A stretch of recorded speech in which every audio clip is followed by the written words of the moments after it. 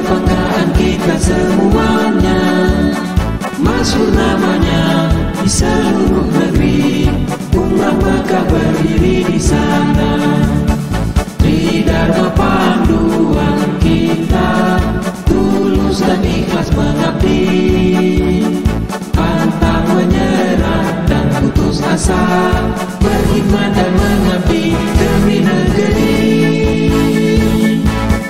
berbakti untuk bangsa tercinta, tulus ikhlas jujur dan setia, raih hari depan penuh harapan untuk hidup di masa depan. Assalamualaikum warahmatullahi wabarakatuh. Saya Marinda SSI dari SMK Negeri 1 Tembilahan.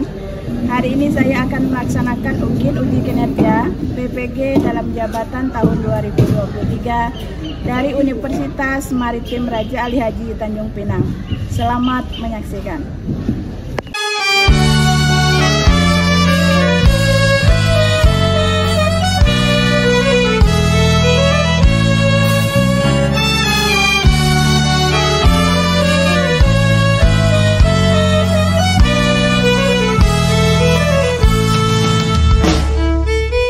Datang di SMK Negeri 1 Tembilahan, sekolah menengah kejuruan yang berada di Tembilahan, Kabupaten Indragiri Hilir, Provinsi Riau. Dengan jumlah siswa 1.339 dan jumlah guru 79, SMK Negeri 1 Tembilahan memiliki 7 kompetensi keahlian, yaitu teknik komputer dan jaringan yang telah bekerja sama dengan Mikrotik Indonesia, tata boga yang telah bekerja sama dengan Rote Pekanbaru, multimedia, akuntansi, bisnis daring pemasaran, dan OTKP. Tata busana yang telah bekerja sama dengan Pusat Pelatihan Garmen Bandung.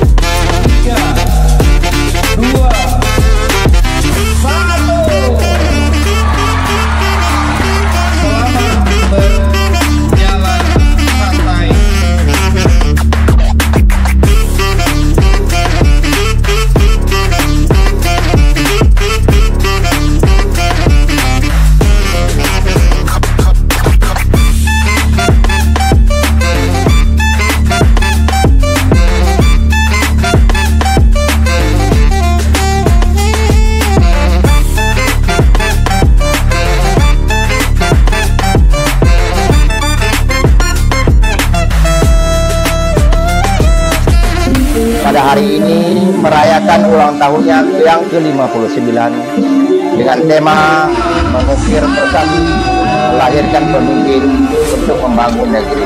Semoga SMK 1 Tembilahan ke depannya tetap berjaya dan selalu berprestasi.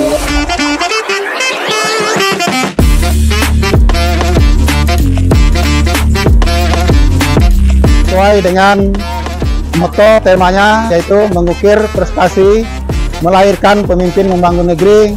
Diharapkan SMK Negeri 1 Tembilahan melalui siswa-siswanya dapat mengisi, dapat mencetak pemimpin-pemimpin Kabupaten Indragiri Hilir Riau di masa yang akan datang. Sekali lagi selamat ulang tahun, semoga berjaya, berkembang, gemilang.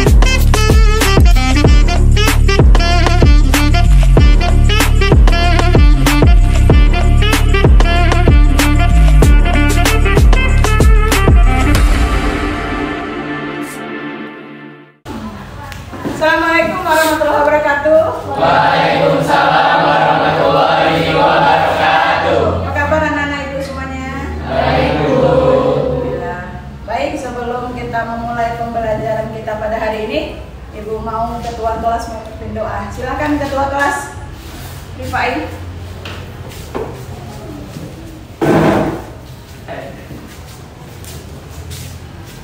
Sebelum kita memulai pelajaran pada hari ini, baiklah kita berdoa menurut agama dan kepercayaan masing-masing. Berdoa dimulai.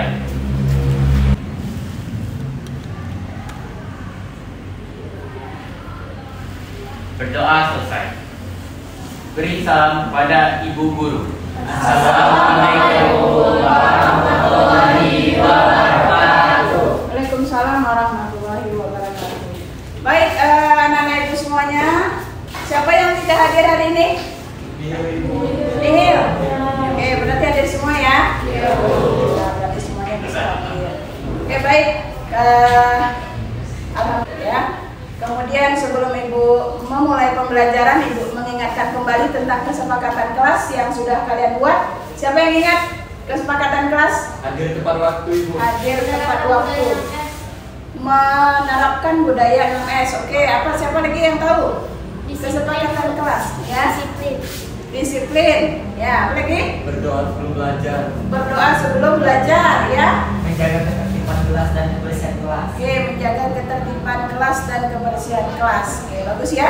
Itu adalah kesepakatan kelas yang harus kalian sepakati, yang telah kalian sepakati dan harus kalian laksanakan secara bersama-sama ya. Karena yang buatnya kalian. Jadi karena kalian yang buat, maka kalian harus melaksanakannya secara bersama-sama. Baik anak-anak ibu, seperti biasa sebelum memulai pembelajaran kita pada hari ini ya, materi kita hari ini adalah kimia hijau ya, dalam pembangunan berkelanjutan 2030. Nah, sebelum kita memasuki itu seperti biasa, Ibu akan mengajak kalian mengikuti teknik stop ya. Teknik stop ini adalah salah satu pembelajaran sosial emosional supaya kalian bisa berada pada posisi presence dan mindfulness. Jika belajar sama Ibu, maka kalian harus menghadirkan diri kalian secara penuh dalam pembelajaran ini ya. Present dan mindfulness, kehadiran penuh dan kesadaran penuh ya. Oke, rilekskan duduknya, santai, relax, ikuti instrumennya.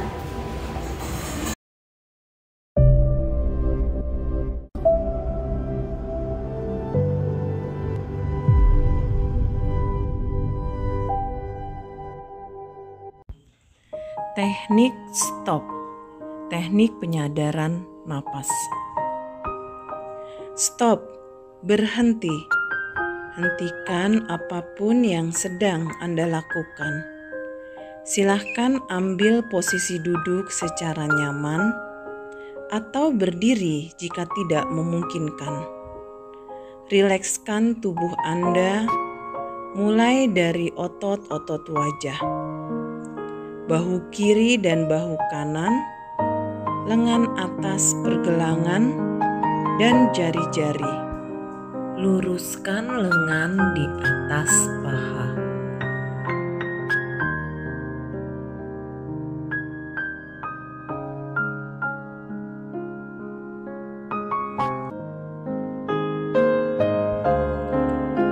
Proceed. Lanjutkan. Buka mata Anda perlahan jika merasa sudah siap. Senyum pada diri sendiri. Mari kita lanjutkan kembali kegiatan dengan perasaan yang lebih tenang dan pikiran yang lebih jernih.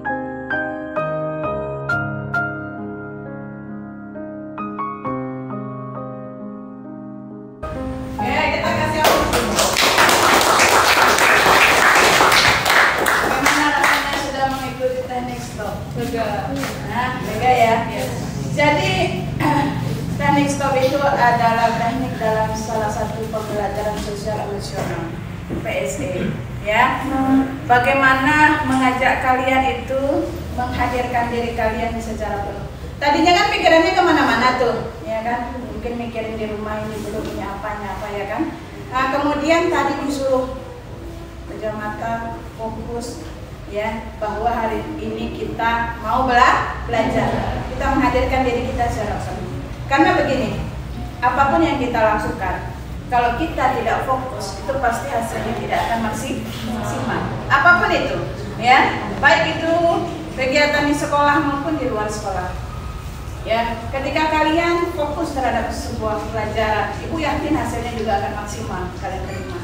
Tapi ketika kalian tidak fokus, maka hasilnya pastinya juga tidak akan maksimal ya. kita mau setiap apapun yang kita lakukan itu hasilnya maksimal. Ya, baik. Siapa yang akan memimpin SBDKIM pada hari ini? Oke, Stefani silakan. Kelompok kami jadi keempat kelompok. Nah, kalau saya bilang A, maka A akan tepuk tangan. Kalau saya bilang B, B gebrak meja. Kalau saya bilang C, hentakkan kakinya yang kencang. Kalau saya bilang D, harus berteriak. Fokus. Oke, udah siap? B, D, A,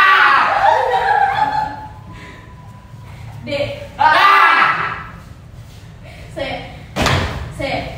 A, B, D, A, C, B, A, semuanya.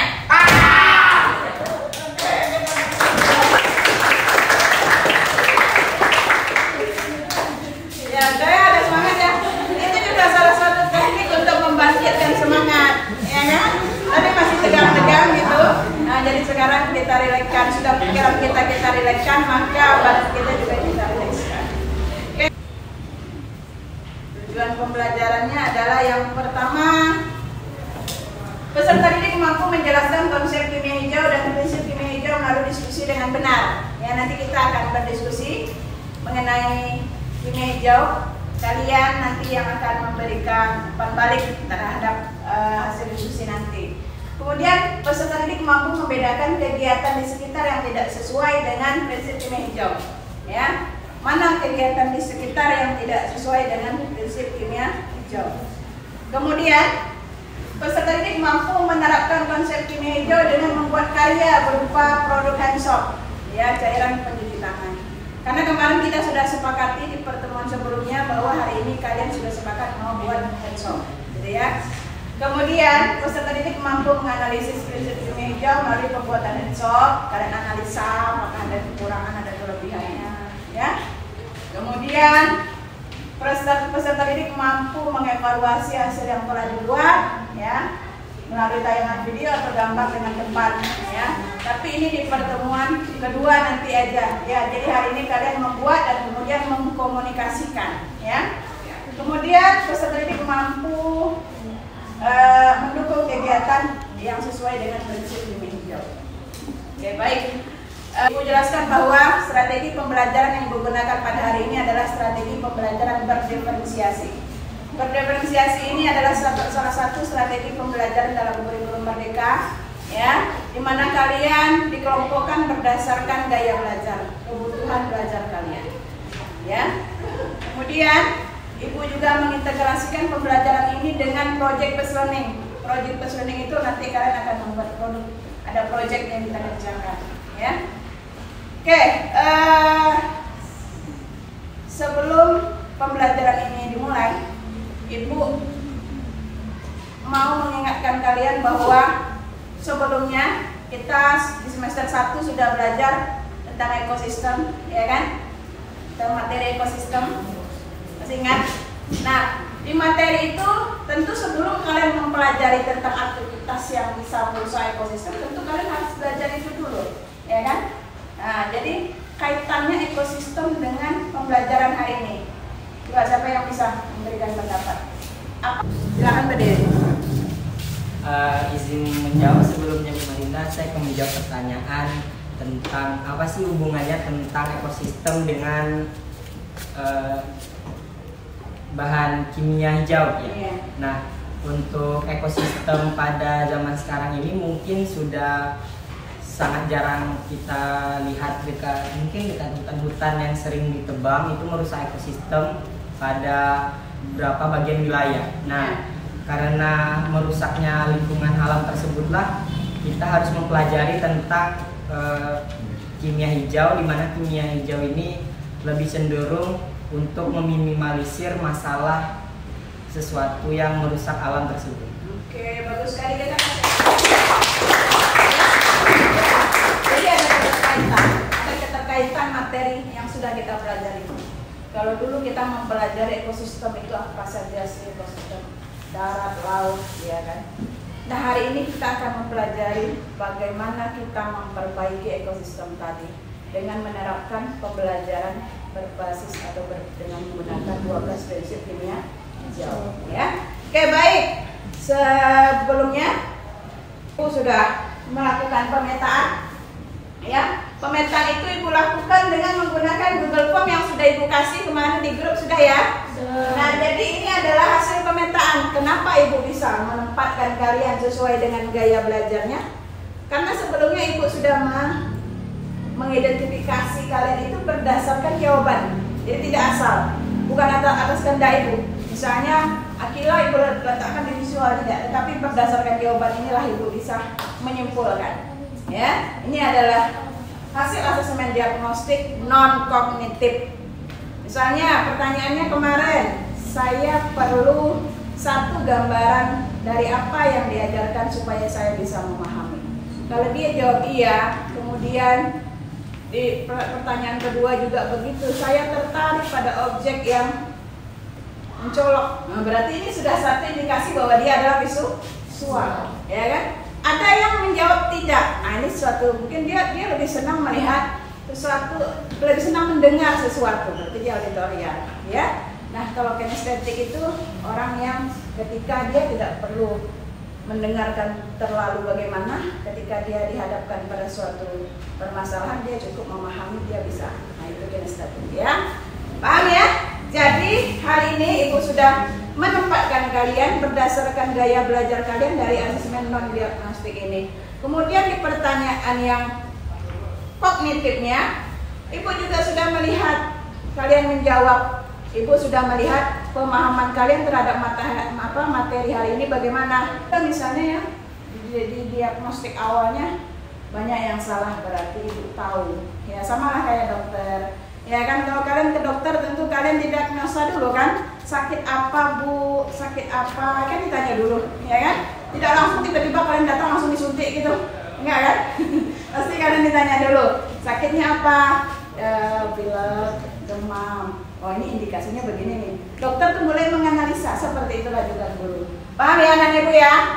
Oke, jadi ibu sudah tahu, makanya di sini kelompok auditorial, visual, kinestetik 1 dan kinestetik 2, ya, sudah berdasarkan asesmen awal tadi.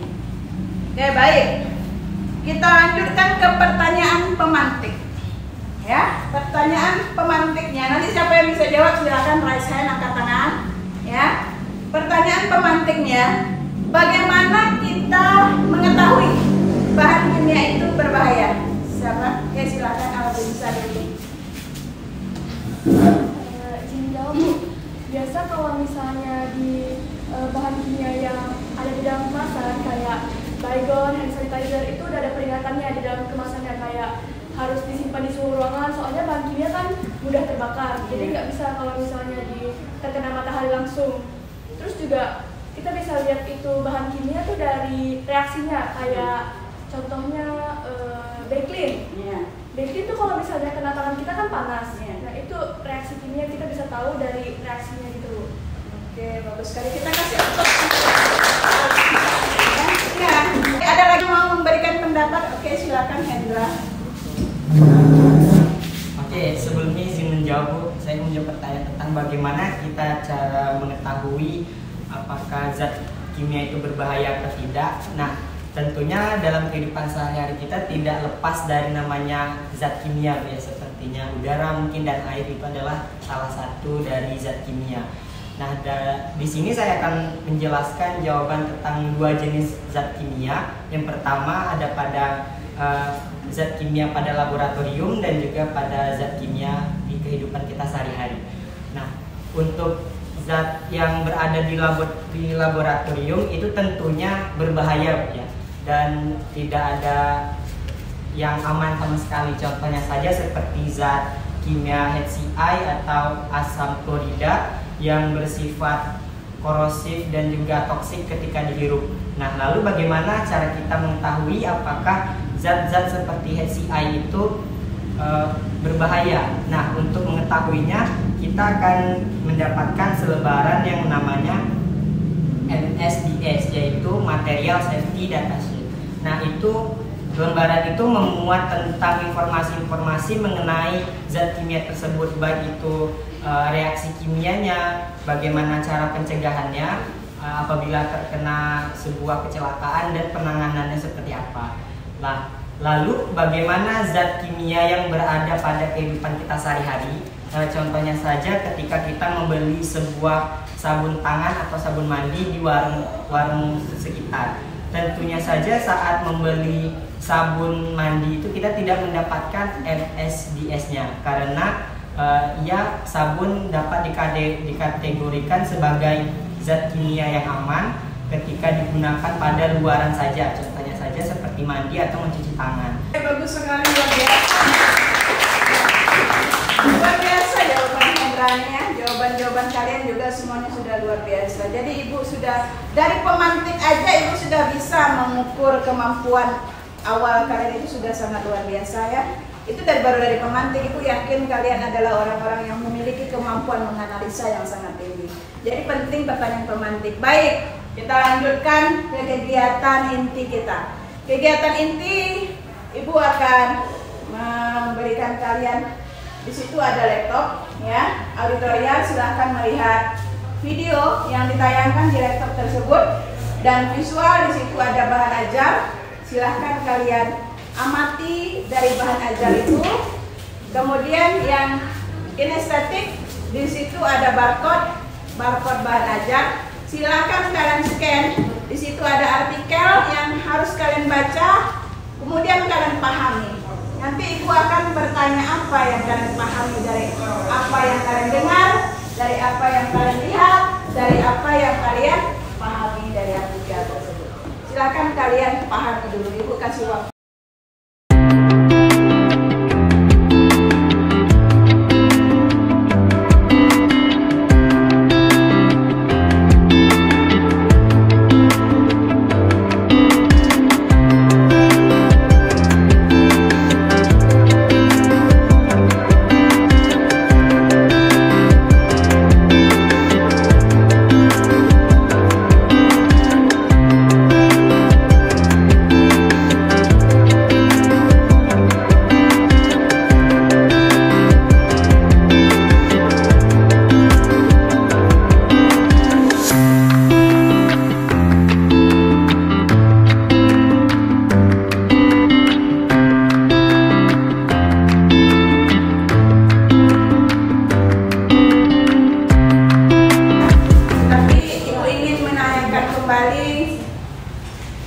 Supaya kita bisa lebih memahaminya secara bersama-sama.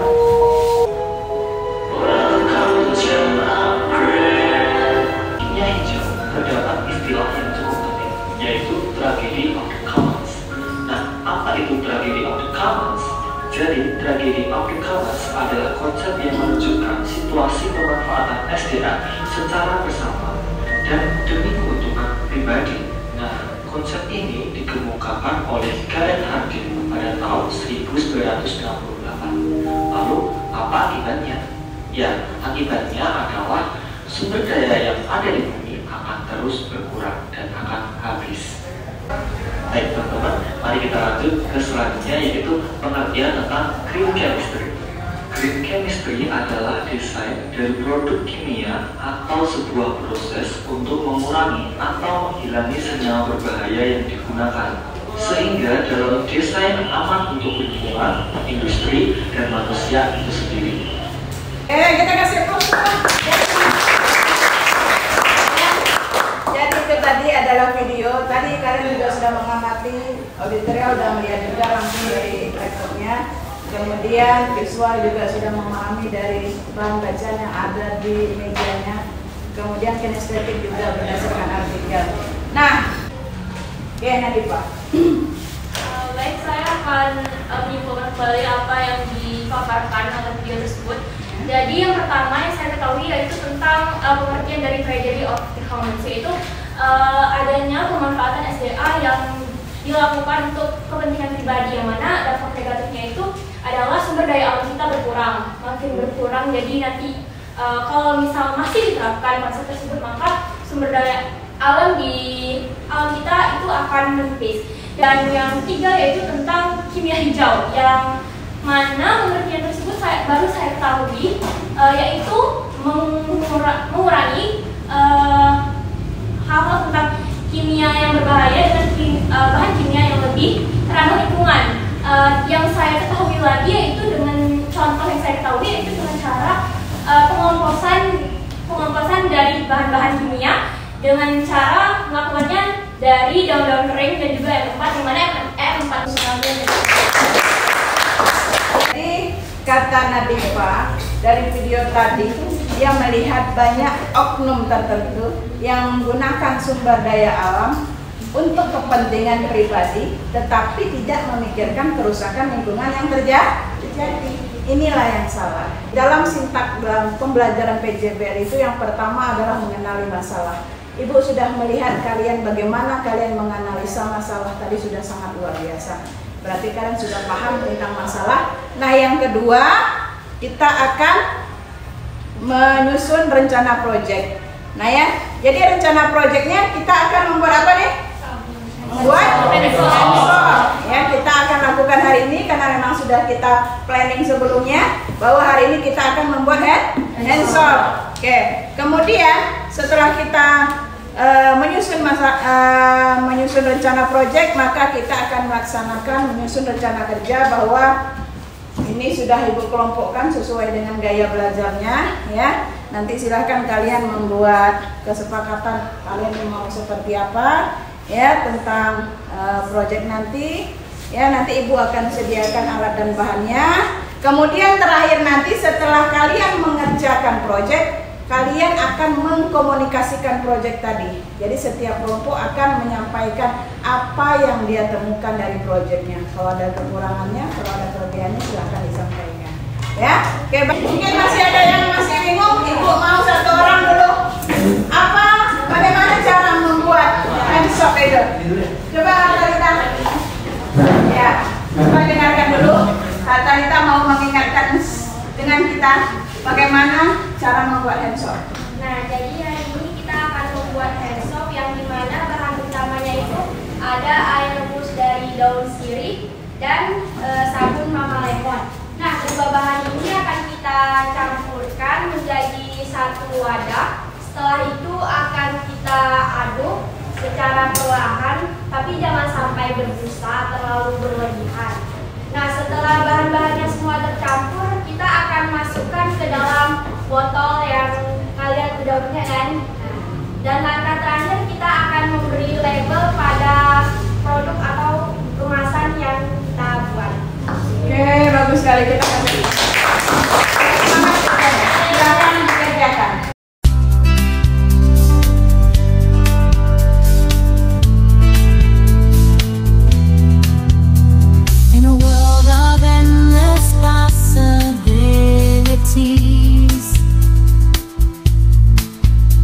While searching for that sweet simplicity, ooh yeah, flying high on dreams that touch the sky.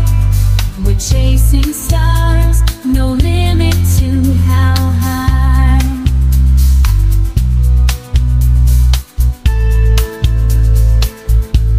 We're like paper airplanes soaring through the air, feeling weightless, nothing left to bear.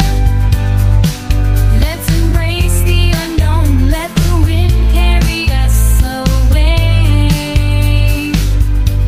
We'll write our own story with every paper airplane we make. In a world of endless possibilities. Jadi tadi masing-masing kalian sudah melaksanakan proyek ya sesuai dengan langkah kerja yang sudah kalian ketahui. Nah, selanjutnya adalah kalian mengkomunikasikan hasil. Mengkomunikasikan hasil, mengidentifikasi apa yang ada di dalam proyek kalian itu.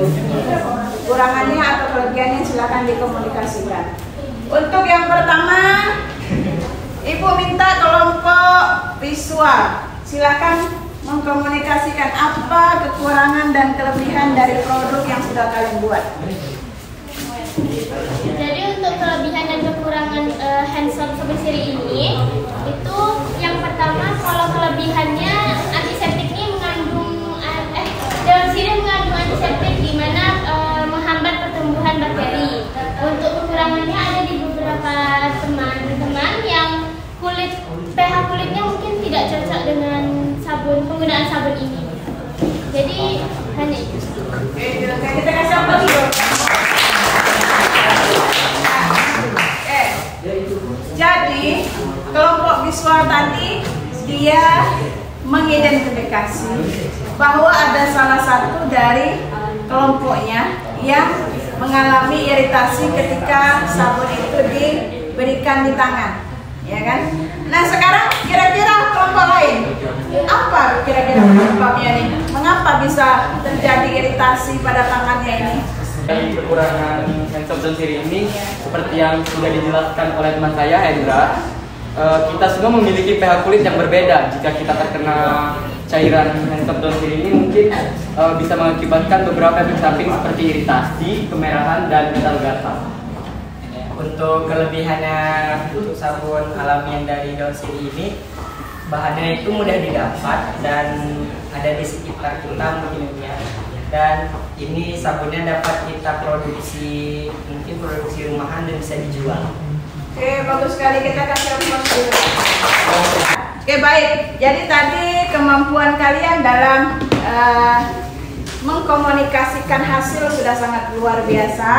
Dan selanjutnya Ibu ingin melihat kalian menuangkan pemahaman kalian lagi, ya. Tadi apa yang kalian sampaikan itu juga sudah merupakan penilaian formatif Ibu ketika kalian mengkomunikasikan hasil tadi. Nah, Ibu ingin mengambil penilaian formatifnya melalui LKPD. Silahkan kalian scan barcode. Mana barcode-nya LKPD? Silahkan di scan, Ibu mau lihat. Ya, ya. Silahkan di scan barcode-nya. Sudah masuk ke LKPD-nya? Akan yang ini atau yang ini? Oke. Sudah? Sekarang silakan kalian jawab dari pertanyaan yang ada di LKPD. Ibu pengen tahu kemampuan kalian dalam memahami lewat LKPD.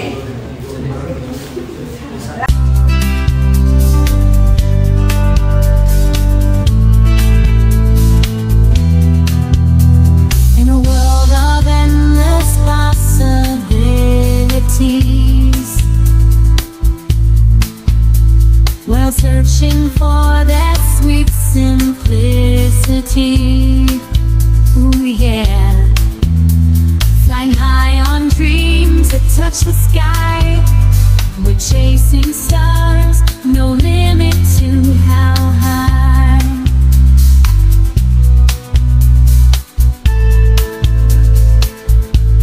Will I pay the rent? Tulis jawabannya.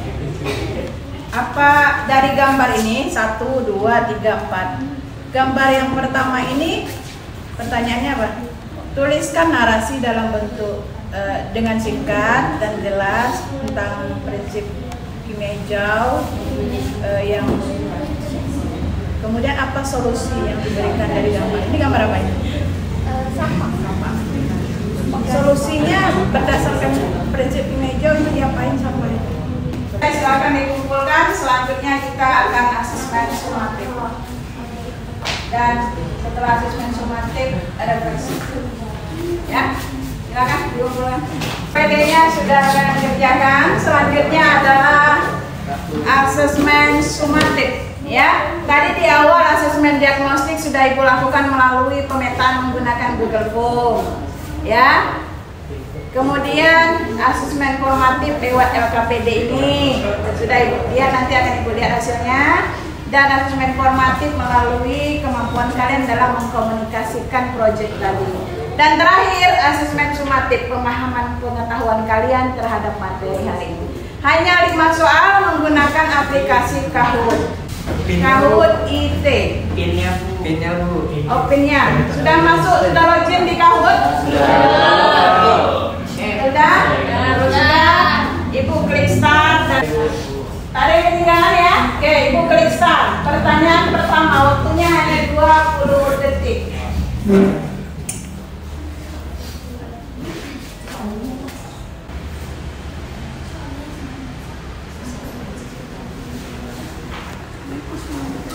Salah satu prinsip utama kimia hijau adalah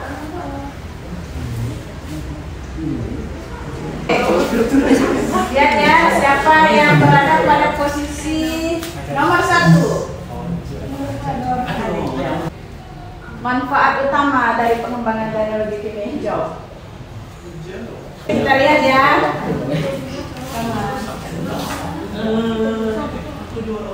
Di urutan ketiga ada Diva. Yang kedua Fajar. Yang pertama Alia.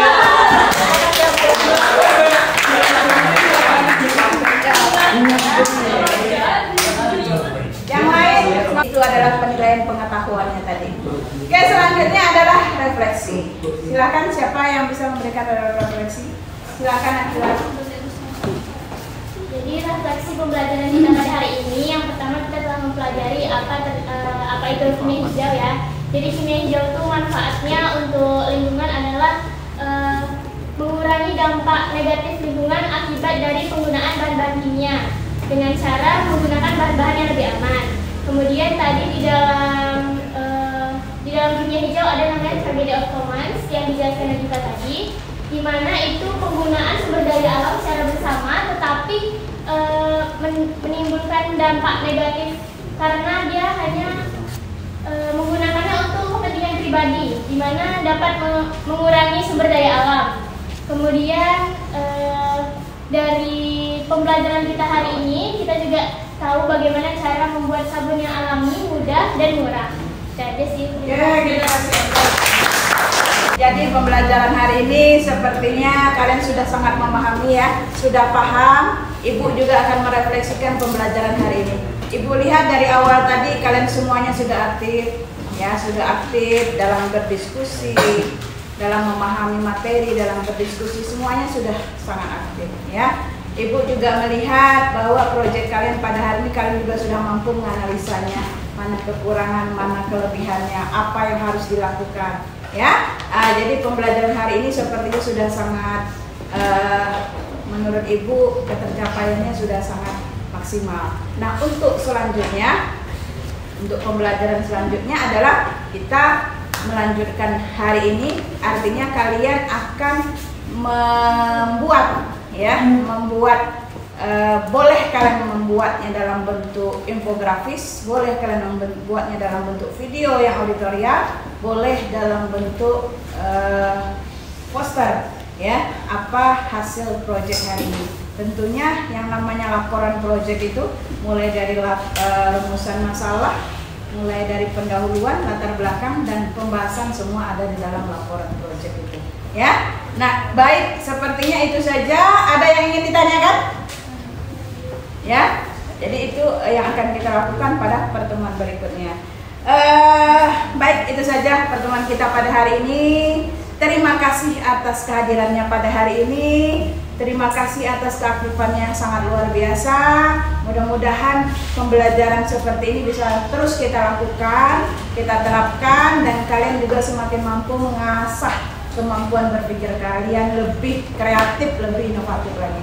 Demikian, Assalamualaikum warahmatullahi wabarakatuh. Waalaikumsalam warahmatullahi wabarakatuh.